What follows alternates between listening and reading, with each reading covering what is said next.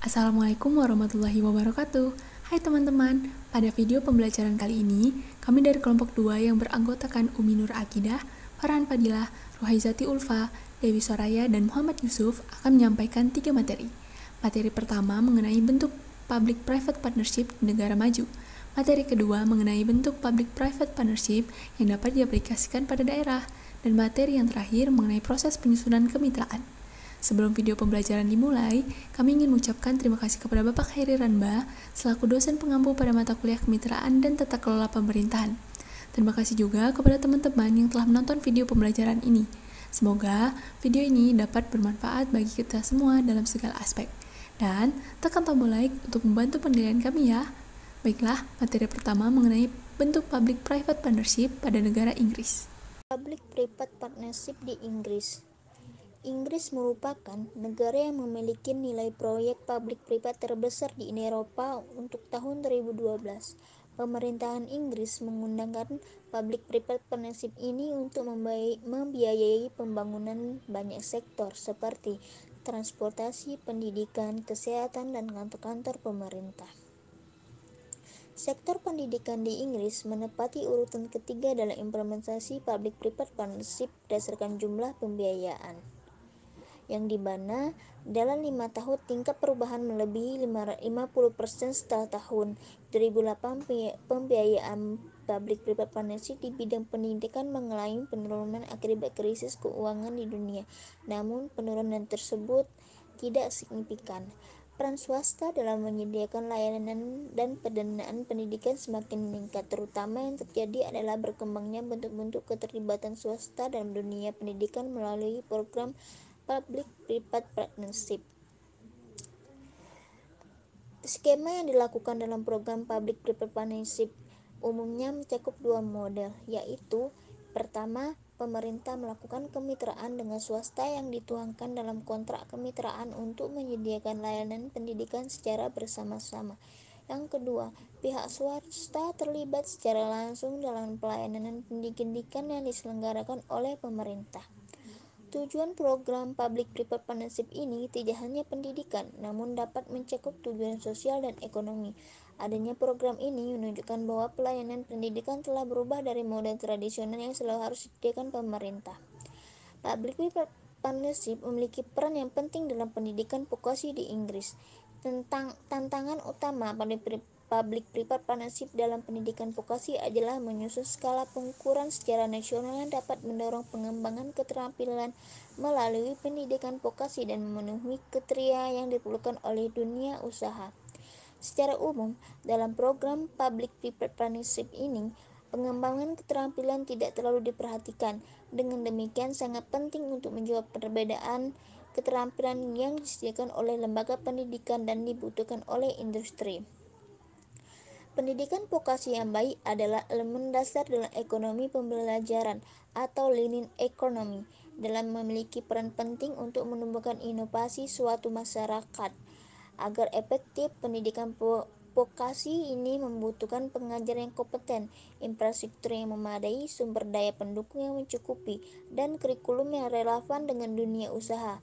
Apabila semua kebutuhan tersebut terpenuhi, maka para siswa akan dapat belajar dengan efektif.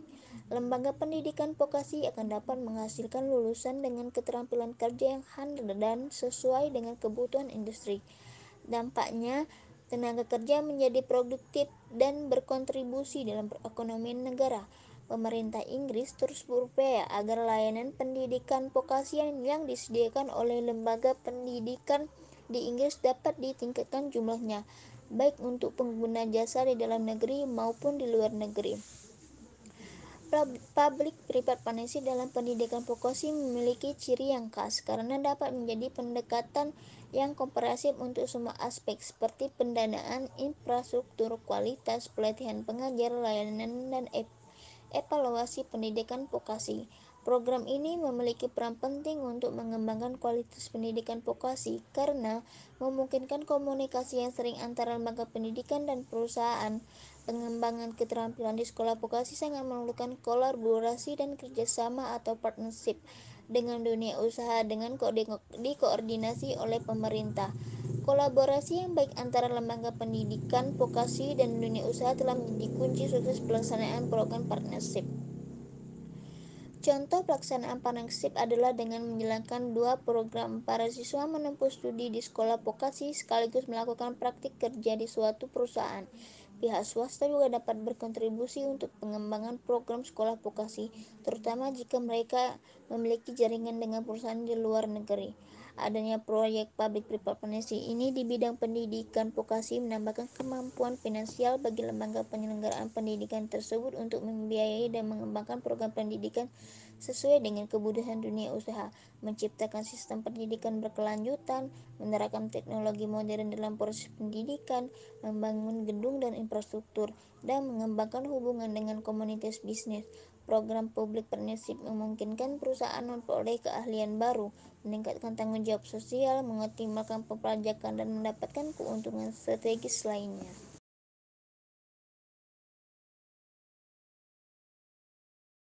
Strategi pengembangan keterampilan diarahkan untuk mendorong pelaksanaan program PPP secara nasional.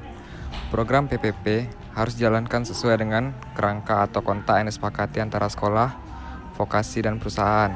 Baik pemerintah maupun swasta yang terlibat dalam PPPP harus dapat mengidentifikasi kelemahan program ini. Pihak swasta melakukan partnership dengan sekolah lokasi bukan untuk mencari keuntungan atau profit dari kegiatan pendidikan, melainkan untuk berkontribusi dalam pengembangan keterampilan. Hal ini memerlukan komitmen bersama secara nasional untuk mendapatkan kepentingan strategis atas investasi pendidikan. Contoh, program PPP yang dilaksanakan pada pendidikan vokasi Inggris dapat dilihat pada tabel berikut. Yang pertama, program akademisi. Akademisi yang dimaksud dalam program ini adalah sekolah independen yang didanai oleh masyarakat yang menyediakan pendidikan bagi siswa umum. Sekolah tersebut didirikan dengan dana dari perusahaan, kelompok agama, atau kelompok sukarelawan melalui kerjasama dengan pemerintah pusat dan mitra pendidikan lokal. Pemerintah menyediakan sebagian belanja modal dan biaya operasional untuk sekolah tersebut. Para sponsor memastikan bahwa sekolah tersebut direncanakan dengan matang dan dilengkapi dengan sarana yang memadai agar dapat menyediakan pendidikan dengan standar yang tinggi. Mereka juga memberikan kontribusi yang signifikan untuk membiayai pembangunan gedung, dan pemerintah membiayai sisanya. Biaya operasional disediakan sepenuhnya oleh pemerintah. Sekolah dengan skema ini pertama kali didirikan pada tahun 2002 sampai pada tahun 2008. Program ini telah mencakup 47 sekolah. Yang kedua, ada program pendanaan swasta. Menurut LaRocque, program PFI telah diterapkan secara luas di Inggris.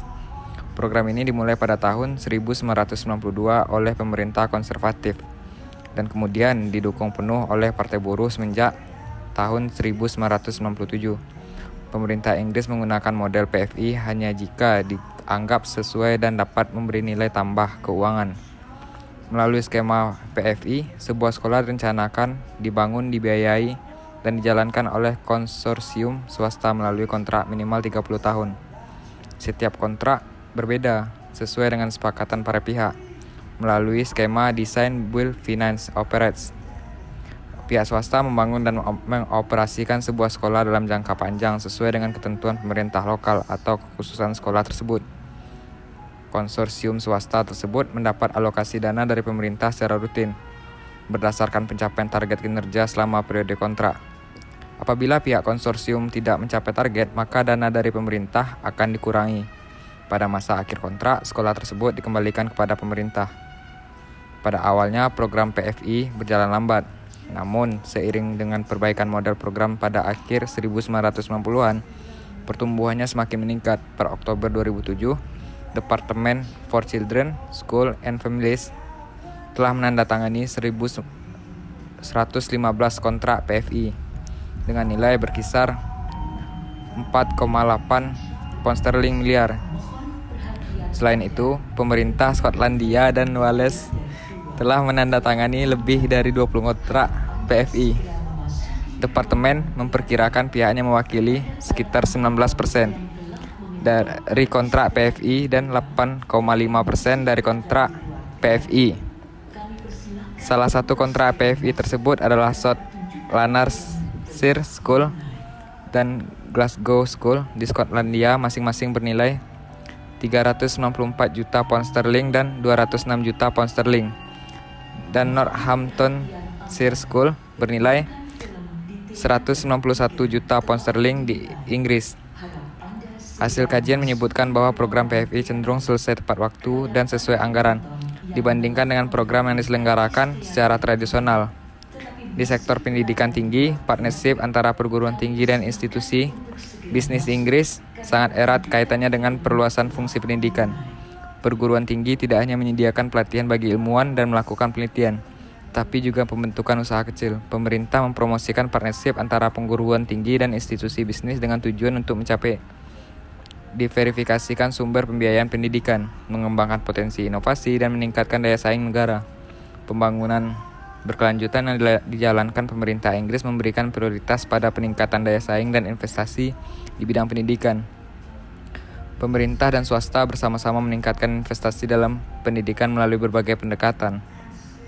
Dalam beberapa tahun terakhir, pemerintah Inggris telah mengurangi alokasi dana untuk penelitian di sektor swasta. Pemerintah lebih fokus untuk membiayai partnership antara perguruan tinggi dengan swasta. Akibatnya, di perguruan tinggi terjadi peningkatan jumlah peneliti yang bekerja berdasarkan kontrak dan peningkatan jumlah penelitian yang bersifat komersial untuk swasta.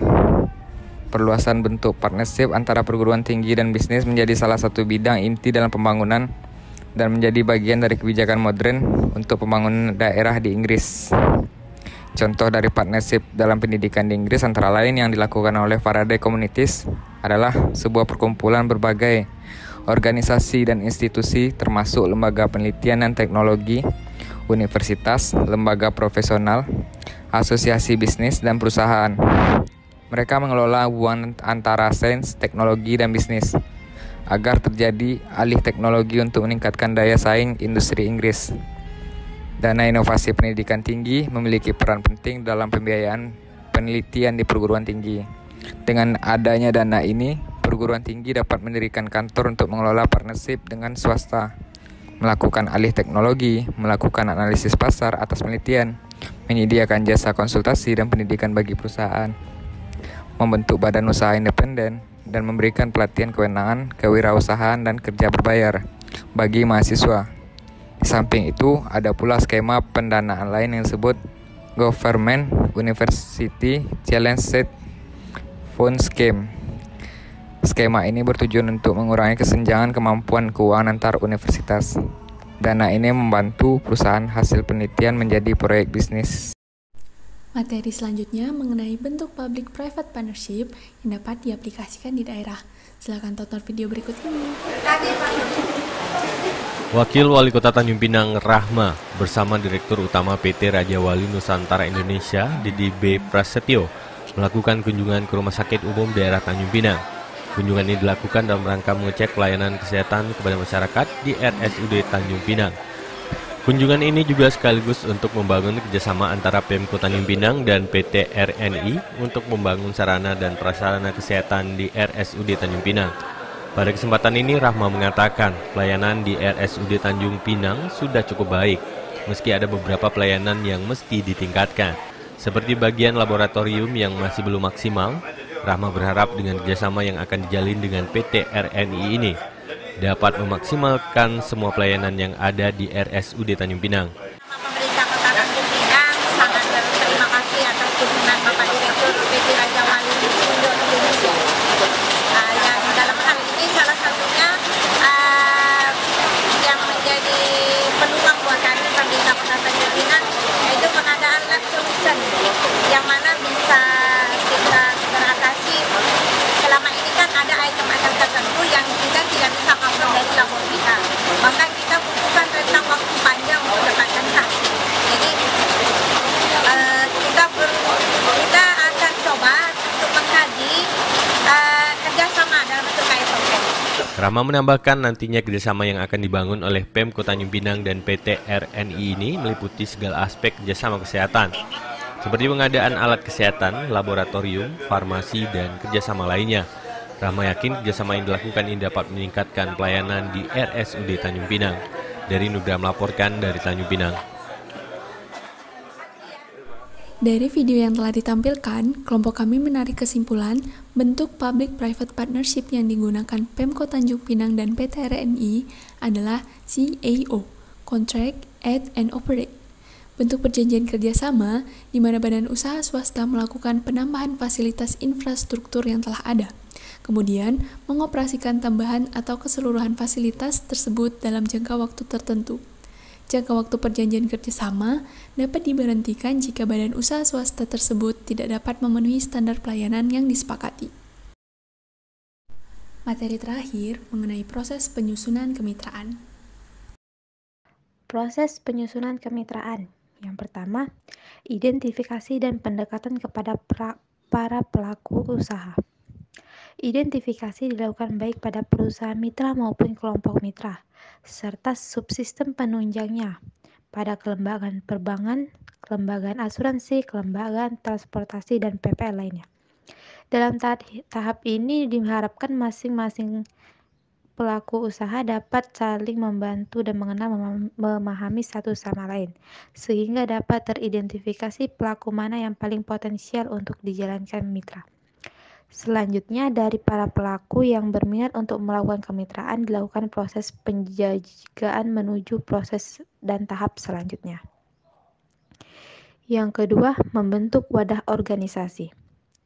Setiap kegiatan atau program perlu memiliki wadah untuk memudahkan komunikasi, kelancaran informasi, kemudahan koordinasi transaksi bisnis antara pelaku mitra dan kelompok mitra yang belum berbadan hukum dan dalam jumlah yang banyak. Maka perlu adanya pengorganisasian atau pengelompokan usaha yang sejenis. Pengorganisasian ini dimaksudkan agar terbentuk kelembagaan dan mencapai skala tertentu yang mempunyai aspek legalitas ataupun badan hukum. Yang ketiga, menganalisis kebutuhan para pelaku usaha. Kegiatan ini dilakukan untuk mengetahui lebih mendalam mengenai peluang-peluang dan permasalahan-permasalahan pokok dalam pengembangan kemitraan yang dihadapi pelaku-pelaku usaha, baik perusahaan mitra maupun kelompok mitra, baik yang bersifat teknis, ekonomi, maupun sosial kelembagaan. Yang keempat, merumuskan program kemitraan usaha. Setelah permasalahan dan peluang-peluang usaha dianalisis, maka dapat disusun program kemitraan usaha yang dapat diawali dengan melakukan pelatihan-pelatihan, magang, studi banding, bimbingan konsultasi, serta peningkatan koordinasi lainnya. Yang kelima, kesiapan bagi pihak-pihak yang bermitra. Adanya pelaku akan bermitra perlu memahami benar bahwa kemitraan memerlukan adanya proses partisipasi yang melibatkan semua pihak, dapat menekan biaya transaksi ekonomi, serta adanya pembagian hasil yang sepadan sesuai dengan kontribusinya. Semua pihak memberi kontribusi, menata proses partisipasi, serta memperoleh pembagian hasil. Yang keenam, temu usaha dalam kemitraan usaha. Temu usaha dalam membangun kemitraan adalah sesuatu hal yang penting. Kegiatan ini bertujuan mempertemukan pelaku-pelaku usaha yang siap bermitra, sehingga terjadi proses interaksi yang sosial di antara mereka. Pada ajang pertemuan ini, kedua belah pihak mulai saling mengetahui kebutuhan-kebutuhan yang diperlukan dan pokok-pokok permasalahan yang dihadapi. Yang ketujuh, adanya koordinasi dalam kemitraan usaha. Dengan adanya dukungan fasilitas atau kemudahan perizinan, perangkat kebijakan pengkreditan, tingkat suku bangsa, peraturan daerah, program-program pendukung, dan adanya proses mediasi oleh instansi yang kompeten, serta kemudahan-kemudahan lainnya yang sangat membantu proses kemitraan. Dalam mewujudkan hal tersebut, diperlukan adanya koordinasi dan persamaan persepsi antara pihak yang bermitra serta instansi yang terkait. Baiklah, sekian video pembelajaran kali ini.